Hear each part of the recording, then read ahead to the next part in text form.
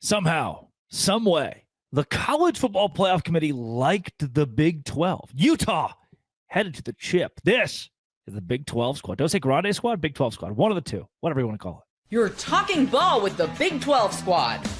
From Oklahoma State to Utah, from Kansas State to BYU, from Houston to Texas Tech, it's the local experts of the Locked On Podcast Network bringing you scoops, breakdowns, and the most comprehensive preview of the upcoming Big 12 weekend. Buckle up. It's the Big 12 squad, and we have a seat for you. No hurt feelings and thin skin allowed. Squad up. You're part of the Big 12 squad. Happy Thursday evening, everybody. Welcome to the Big 12 squad. I'm Drake Toll from America's #1 Big 12 podcast, Locked On Big 12. Thank you for making this show your first listen every single day. And if you're not, you're probably making the first listen every single day. This guy, because he's funny and cute. Cody Stovall of Locked On Oklahoma State. This guy can't seem to win a football game. Kevin Borba of Locked On Buffs. He actually has nothing to do with whether or not the team wins, but he joins the Big squad today. Parker Ainsworth seems to have that same problem as well here recently of Locked On Cougars, all things Houston. Darian Gray, TCU has an outside shot at the college football playoff. So I'm being told right now he's the mouth of the South. He joins the Big 12 squad. And lest we forget, a man with 12 hairs. No, 13 hairs. In honor of the 13th ranking in the country, JT Wistrcill of Locked On Utes. Here's where we will start. If you hit subscribe, we can give our jobs. JT, Utah at 13. So if Texas Tech or BYU lose this weekend, they cannot move past 13, meaning the Big 12 conference next week will have 3 teams in the top 13. And Texas plays Georgia coming up. Oklahoma plays Alabama coming up. We're getting 3 in the college football playoff. Feels that way right now. This is a massive win for the Big 12. Can you be a little more excited, please? Can you be a little more excited? I just said it's a massive win for the Big 12. I'm ecstatic right now. I mean, for the committee to actually put Utah over Virginia, what a win, right? Like actually being willing to say, hey, this Virginia team barely squeezed by a terrible North Carolina team that a TCU from this conference absolutely demolished earlier this year. The ACC has not been impressive. I absolutely feel like Utah deserves to be in the top 15, and I'm glad the Big 12 got the representation they deserve with 2 teams in the top 10, and I respect the fact that the committee did not go by what the AP poll did. Big 12 fans should be ecstatic right now, even those of you who are a little lukewarm on Utah. I would say it's also great for you mentioned the ACC thing. The Georgia Tech fell that far, I think, is also important to the Big 12 conversations because, you know, they're just like Houston was last weekend. They just play a halfway normal football game. They're probably undefeated, Georgia Tech would be. And I think this tells us a lot about what they think of Georgia Tech's resume, even with the just one loss. Who is Darth Vader breathing into the microphone? Like, I'm getting some serious Star Wars effects here.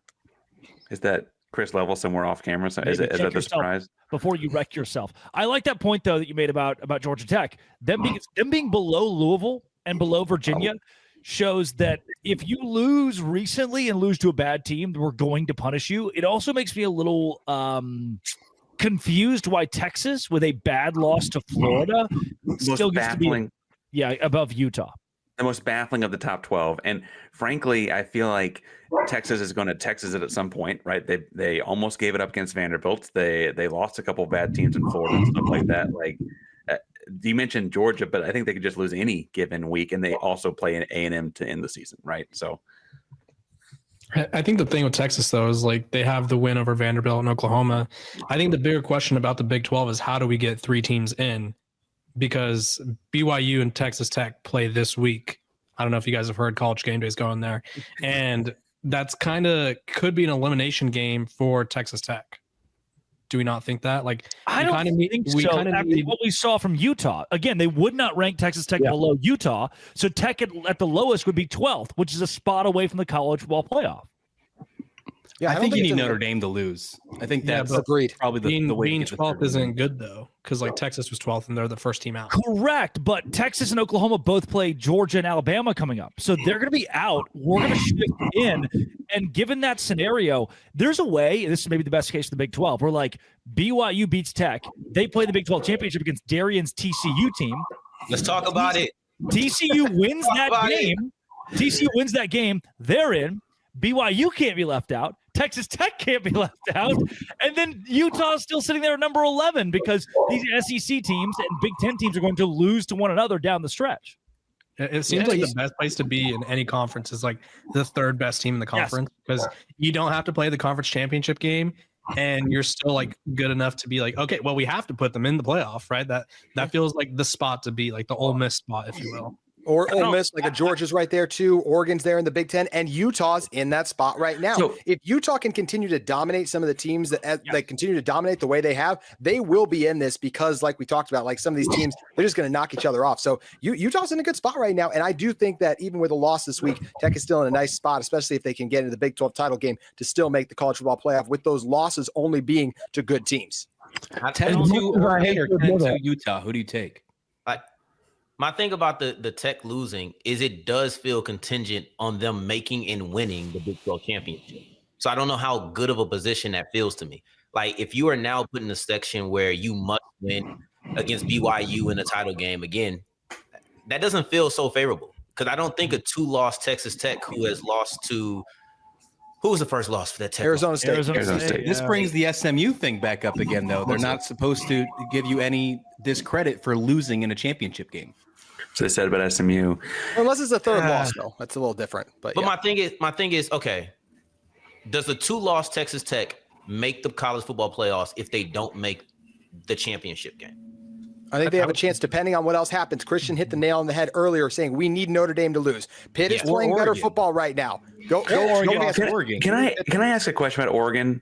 They finished the year with USC and Washington, so that may be a moot point.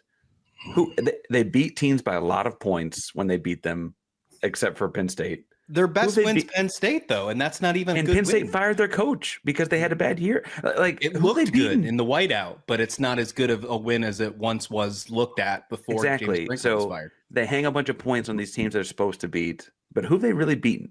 They beat Oklahoma State. Parker, what are you talking about, dude? What do you mean? This year's Indiana, Parker. Just a team that's blowing out random teams that nobody cares about, and Oklahoma State, obviously the juggernaut that they are. Except they also lost to this year's Indiana. I think that's my thing. Is like they've only played one good team and lost to them, and they play 2 at the end of the year. That may change things, but right now we don't see what they've done. So what do you? They are blowing teams. Like, what's the alternative, right? Because we know, like what you're describing is it feels like a stance against what normally would happen. So how would you suggest that the committee will go by it? Because we know what they do. If you're a preseason all-star, preseason great team, and you beat teams you're supposed to beat by gigantic amounts, you're most likely going to be put into the college football playoffs, even if you do have a loss against your one good team. Usually that's the case. What I think the committee proved this year is that they want to veer from that via putting Texas Tech above Oregon. This is a different committee. Like we haven't seen. In my mind, Oregon, no doubt, would be above BYU, would be above Texas Tech in these rankings. The fact that they were not shows me this committee is doing it a little bit differently. And if that precedent is set right now with this year's version of the committee, then I think what we're going to see is that if Oregon loses to Washington, let's say, and Notre Dame loses to Pitt, and Texas loses to Georgia, and Alabama goes on to beat Oklahoma, those are 4 teams in or ahead of us that they all get bumped out if the Big 12 continues to win with, say, 1 loss BYU, 1 loss Texas Tech, and we already know the committee likes 2-loss Utah. We're in a much better spot than we could be, sans the whole Cincinnati deal. Like them getting left out sucked. But yes, Parker? I think the story there is actually that like Indiana is kind of the example of what would happen with Oregon, right? Because Indiana was in the college football playoff last year and came in, and like if you look at their schedule, their good wins are Iowa, which was on the road, I guess they weren't ranked or whatever, and then Oregon themselves, like that's their 2 big wins, and it's not like there's a whole lot of those. That's kind of just the inverse if Oregon had won that game. Yeah, and that's what I'm looking at here. It's actually like we're seeing that the committee says, okay, the second place of those 2 is falling all the way back to 9. I think that tells us something about that as well. Like I just it's an interesting problem because I don't know what to make of Oregon. Can I give you this? They have the new metric, the strength of record, or whatever they call it, the record strength, whereas like you could beat a lot of teams by a lot, but if you're playing the Citadel and Oklahoma State, no offense, Cody, I'm sorry, Colorado every week, like doesn't matter, right? Doesn't matter if you're blowing these bad teams out. And so I think it's kind of nice to see them like actually please from the Loyal Cougars podcast, Tosh McIntosh, everyone. Wow. Happy to be here. Big day for the Big 12. Hello, Tosh. I don't know. We couldn't get Jake Hatch, so I just grabbed Tosh. All the Cougars we can find. Yeah, I mean, all right. Coming up, the next segment of the Big 12 squad. Tosh, shut up for a second. We're about to come right back to you, I guess. This is the Big 12 squad. Tosh is here. Why not? I get to make the rules. Today's show is brought to you by Supply House. Supply House is exactly where I go to tell you that Tosh McIntosh being on the show is brought to you by Supply House, I guess. I don't know. Hopefully that's not a conflict of interest for you, Tosh. The Supply House is exactly where I go as a new first-time homeowner to get HVAC, plumbing, electrical items for most trusted brands in the business. Their real-time inventory and honest lead times keep you from punting projects, while their industry-leading customer service always has your blindside cover. Need parts for a fast project? Supply House. Next day delivery. Talk about a game changer. My favorite part is the Trade Master program. Today, you can join it and score serious perks like priority shipping, lower prices, dedicated support line. Visit supplyhouse.com. To sign up for free, use promo code SHCollege5 for 5% off your first order. Supplyhouse.com. Real people, real service, all of that and more with Supply House. Okay, so a little context here. I accidentally sent the Big 12 squad link to a group chat with a bunch of BYU guys in it.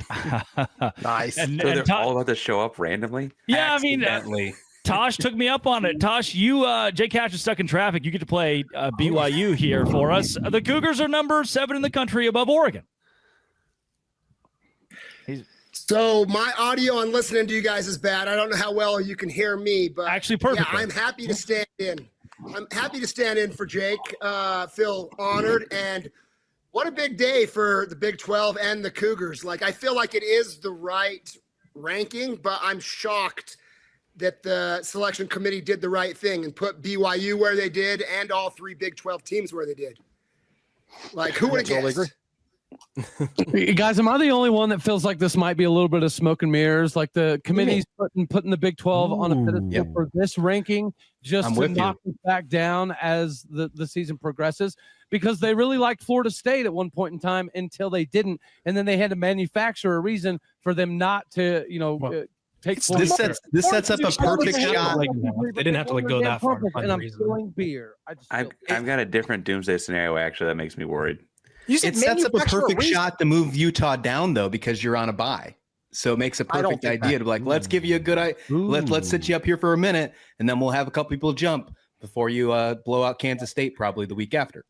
I do agree with that. Also, anyone else shocked that Jeff Long is still on the playoff committee? Hasn't he committed like war crimes in the Middle East? Why? How is Jeff Long still here? I thought we got rid of that guy a long time ago. Kansas athletic director Jeff Long, by the way. Cody, how are you going to bring up you cannot bring up the Florida State thing and say they manufacture reason. It's the most important position on the field. They had an injury. They clearly look worse. If a Utah team stays healthy and continues to blow out the non-tech and BYU teams as they have been, there's no way they're going to just drop. You can't manufacture a reason unless there genuinely is one, like a quarterback injury at that position. So I feel good about where Utah's at. Did they or did they not still win the conference championship with a backup quarterback? They did, but there was also how many undefeated? There was all those undefeated teams. Well, consider we've also moved to 12 now. We're at 12 teams now. So it becomes a little bit of a move. Like, Florida State would get in. They would have still been in the top 12. I'll also say that I think manufacture the reason is a bit aggressive. Like, did they find a reason? Yes, but I can't remember. I think it was Borba who said it wasn't like it was a hard reason to find. Their stats fell off a cliff without Travis. This is an aggressive podcast here, and that's the way we roll, man. You know what? All right, TCU's making the college football playoffs. There we go. Since we're getting aggressive, we're going to go run the table. No, don't stop. Which hold on. No, Darian's right. There is a scenario in which TCU, they've got a pretty decent path to make the Big 12 title. You win that, you're in the playoff. So did Houston a week ago. The thing about TCU and trying to make the playoffs is, I spoke about this earlier, is I feel like TCU has so much talent, they just never can put it together, right? Jake Hatch. Hey, Hatch. Tosh McIntosh is here, Jake. I just thought you should know. Hey, Tosh, what's up, man? We got 4 locked on Cougars on. This is awesome. All the BYU guys. Jake, how you doing? Yeah, I mean, BYU's the highest rank, so we got 2 reps today. But I'm going to hop off here in a second and let Jake have all the spotlight. But what I will say is last year, I felt like the committee was sending a message with its first rankings that, hey, we're only letting 1 Big 12 team in. And then that's what happened in the end. I feel like this year, the selection committee was sending a message to the ACC, hey, you're only getting 1 in. They sent a message that, hey, the Big 12 is going to get multiple, and I'm all for it. Well, everybody give it up, Tosh McIntosh. Sure. Yeah, Tosh. Great job, sir. Great job. Great. There he goes. We can get to that point, but Darian, I do want to let you finish that out. TCU still has, in a similar way to Arizona State, a path to the college football playoff. Yeah, I think the 2-loss team in the Big 12 is so fascinating because as you go through the schedules, let's say TCU runs the table. And one of the things that I was speaking about on my show earlier this week is the idea that TCU actually has a pretty complete team. They just don't put it together enough, right? Like Borba saw it. They struggled in the first quarter versus Colorado, or struggling at the end versus Baylor and nearly allowing that comeback, or losing to Arizona State because you couldn't close the game. But TCU has the talent to be able to compete. So if they were to run the table, that would mean they would have a win against UH. Parker's out. That's a 3-loss team. Boom, you get them out the way. You have a win against BYU, which if BYU loses to Tech and they lose to TCU, that's a 2-loss team that you would have the tiebreaker over. Yeah. You got a win against Cincinnati, which would then push them down to 2 losses. We speak about these closing months, these last couple of games for a lot of teams. When it comes to TCU, they don't technically control their own destiny because there's still other pieces they need, but they do have a lot of control over their destiny where they can face teams and knock off teams that are above them and make the conversation a whole lot more interesting as we wind down. So the 2-loss team is very interesting. I'm just the representative of one of them, so I'm going to speak about my team. But man, the 2-loss team in the Big 12 is fascinating to me with all of the pivotal matchups that we'll see. Darian, if history holds true, TCU will put it all together against BYU. They have had some absolutely epic battles in the past. Well, I hope so. I think that's going to be, and I know we're getting ahead of ourselves, but man, that crossover that you and I are going to have, it's going to be interesting. There's a lot of storylines I'm already looking forward to. History, the road game, but we'll do the, what you say, the Dulce Grande. We'll keep it here, and then when it's the Cougars and Frogs, we'll get into it then. But man, it's interesting. Parker, your pen is out. Yeah, I'm all for the brand today. I do have a doomsday scenario that I'm worried about because it would be the ultimate. All right, give me just call it the JT Wistrcill scenario. Don't call it doomsday. Well, actually, I think he'll like it the worst. Is we mentioned that Alabama and Georgia play Texas. My Wi-Fi is terrible right now, so I'm so sorry. I'm missing like everything. I thought you were just angry at him. I thought he was just angry. I was worried. Go back and look. You look furious. So we mentioned that Alabama and Georgia play Texas and Oklahoma. We're scheduling those as losses for those two, the Red River schools, right? If the inverse happens, I don't think they drop Alabama and Georgia very far. And that actually worries me because it would be a very, frankly, a very SEC thing to happen. And it would be a very easy thing for the CFP to be like, oh, but Alabama's Alabama and Georgia's Georgia. And they would just leave them in the top 8. Didn't work last year, though. No, I'm not saying they get to 3 losses, but if it is the flip side, and the best case scenario for the Big 12 this week is Auburn finds a way to beat Vandy, which would be wild. And then, of course, Texas and Oklahoma all losing. That gives them all 3 losses, and then they are out of the picture in the eyes of what the Big 12 has. So the inverse could still obviously be there, no doubt. And that doomsday scenario probably wouldn't be the best, but there's still a really good shot that Texas falls this week, Oklahoma falls this week, and don't count out maybe a recharged Auburn. Who knows? The SEC that's been really wild this year. Oh, so are you saying I'm supposed to root against OU this weekend? How difficult? Can you put on a brave face? Find a way. Your best.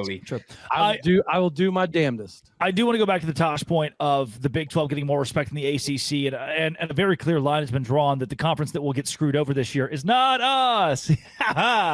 It's the Dose Grande Squad. Hey, today's show is brought to you by FanDuel. FanDuel is exactly where I go this women's basketball season. That's exactly right. College women's basketball is on FanDuel, as is the NBA and men's basketball and college football and the NFL and all that jazz. And with the NBA being back, there's no better place to get in on the action than FanDuel, the official sports betting partner of the NBA. Even if you miss the start of the game, you can ride the hot hand in the middle of the game with FanDuel live bets. From everything from who will score next to fourth quarter comebacks. Plus, combine your live bets into a same game parlay for a shot at bigger payouts. Right now, FanDuel giving new customers $300 in bonus bets when your first $5 bet wins. Head to FanDuel.com. Sign up. Play your game with FanDuel, the official sports betting partner of the NBA. All of that and more right now at FanDuel. We have, JT, that Wi-Fi in Catawba is just, we have learned that the committee doesn't like the ACC. Last year, it was us. They didn't like the Big 12. Last year, we had to sneak a team in by winning a conference championship. This year, again, we're in a great place to get 3 in. Man, the ACC, if we see San Diego State, James Madison, and North Texas win out, or South Florida win out, they might not even get in altogether. Like Virginia's their bell cow. That's not a good spot to be in. The Virginia. Yeah, I like Texas's chances. I think they look the best resume Over wise. USF. They went out. They lost to USF. And the name you didn't That's mention, true. Memphis. Keep an eye on the Memphis Tigers, boys. That UAB loss, I think, really hurts them though. Memphis is a team that they like, though. They've already established that. They already established them. But I mean, Virginia, they have like a pretty easy path, but they're also Virginia. Like they've kind of just limped to this point where they beat Washington State by 2. They beat the Fighting Bill Belichick's by 1. They beat Cal by 10. Like, I don't think there's a chance that they finish this season unscathed. Same thing with Notre Dame to go back. They're ACC adjacent, sorry. But, like, I just feel like they don't finish the season unscathed as well. But Virginia's got a much... do to get 10? Like, what is their quality? We talk about what is their quality when Good losses, Darian. We love touchdown Jesus. I don't know. They got the Lord on their side. Yeah, the same way we got BYU at the top. We got all these religious schools are making it to the top. There you go. It's a hey. And what's the religious school that's going to come and take the Big 12? Oh. As a former BYU wide receiver once said, when you're living right on and off the field, magic happens. There you go. This is strange. Which is why Utah ain't gonna make it. What happens if Oregon loses? The Big Ten has a championship game. What happens if Oregon loses to Indiana in the championship game? Since we're just throwing out like scenarios, what happens to them when they're 2 losses and they don't have an impressive win and they lost to one of the better teams twice? In that event, Ohio State's missing the championship. I was gonna say, oh yeah.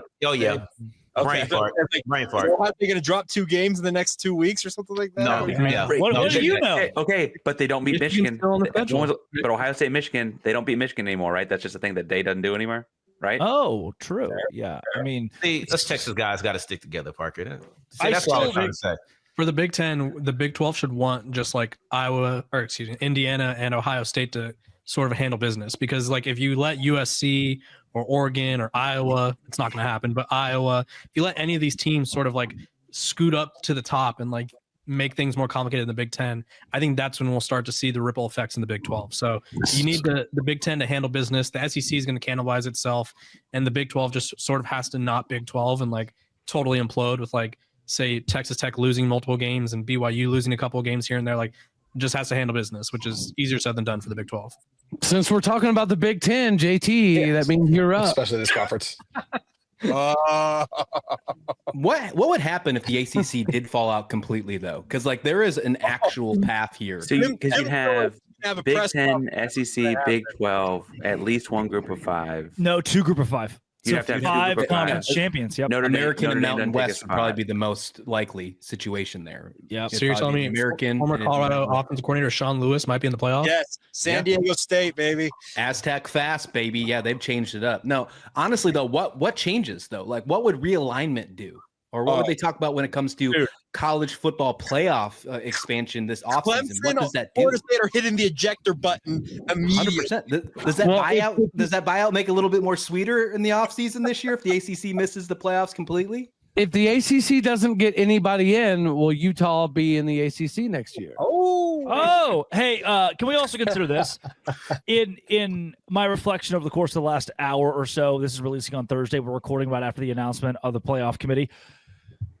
A one-loss ACC team that was number 7 in the AP poll is 4 spots behind a 2-loss Big 12 Utah.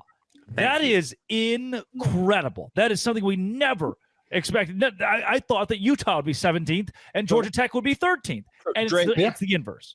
So, Drake, the thing is, you look at Georgia Tech's strength of schedule, which is a strength of record, I should say, in terms of what they're considering in the committee. They're 84th. That's why they're down. So they are the committee is also paying attention to the fact that they should have lost the game against Wake Forest. And they're talking about eyeball tests in addition to metrics. And I appreciate that. You keep winning, you're going to keep moving up in these rankings. It sure looks that way, at least on this initial ranking list.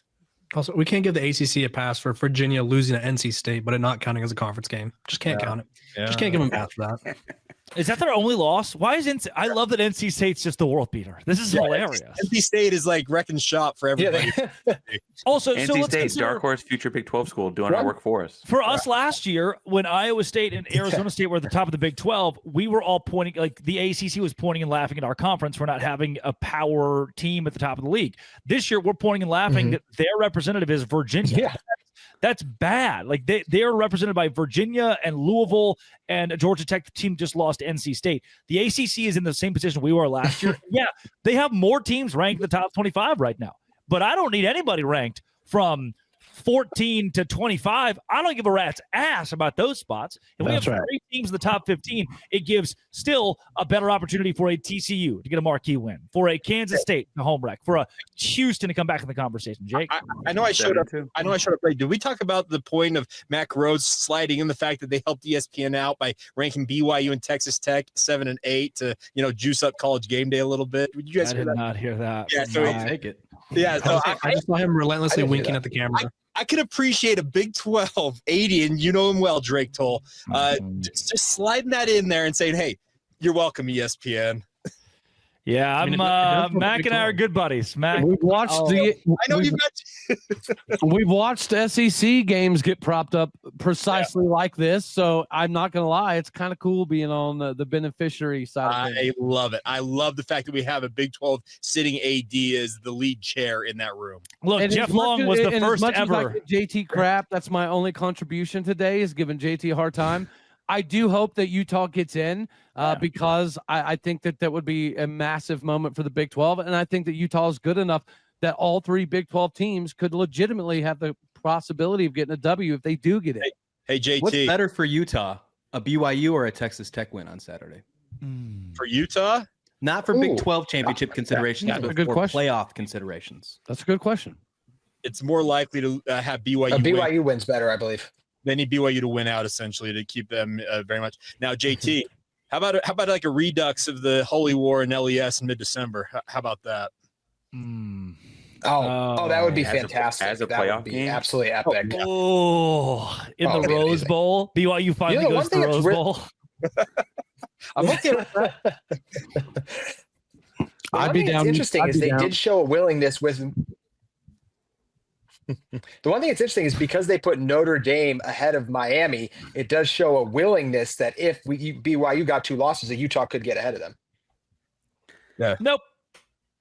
No, I mean, I see what JT's saying though, because Miami beat her. Like it's not necessarily about what you did. But that happened in the first 3 weeks. And remember, it's the committee. Whatever happens in the first 3 weeks doesn't count. Apparently, it doesn't matter one bit.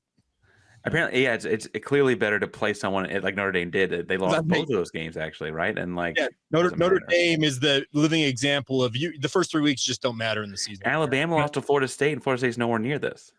They talked about the Notre Dame losses, and I had never heard like that was SEC level propaganda of like they were such good losses though. It was the final play, and then it was like almost the final play on the other one. Like I was like, dude, you're making it seem like they won the Super Bowl, but they lost twice, and it was close, sure. But but they were almost there, man. They were almost there. I mean, a couple let more me say, concessions, and maybe they get it. I don't know. good losses should mean nothing without being accompanied by good wins. Like I can let you get the good loss argument off because they were good. I mean, I know they were good losses, but what are the good wins? Like the best thing on your resume can't be we were almost there.